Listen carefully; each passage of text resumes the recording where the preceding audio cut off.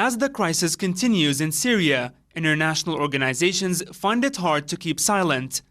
The Human Rights Watch has affirmed that armed groups in Syria are committing acts of kidnapping, detention, and torture of security forces personnel and government supporters.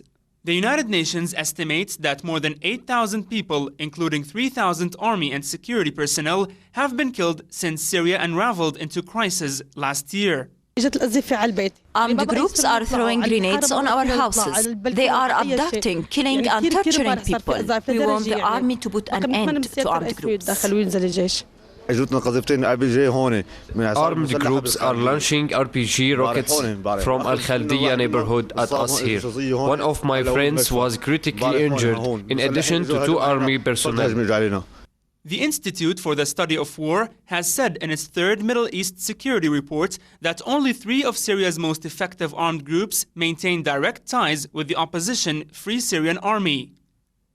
In an article published by Reuters, a senior analyst from the International Crisis Group said armed groups in Syria are emerging on a very local level, mostly composed of civilians joined by defectors. In Syria, there are armed groups with a terrorist and barbaric behavior. Not all armed groups are affiliated to opposition. Most armed groups are composed of civilians using modern weapons.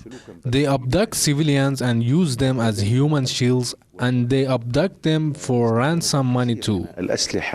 Syrian authorities confiscated different kinds of weapons, including RPG launchers, missiles, ammunition, and advanced communication devices. A number of sites used for making explosive charges were also found in different cities. Armed groups have killed large numbers of Syrians, mostly civilians, that they claim to protect. Several attacks targeted security and intelligence bases in the capital Damascus and Aleppo, leaving scores killed and wounded.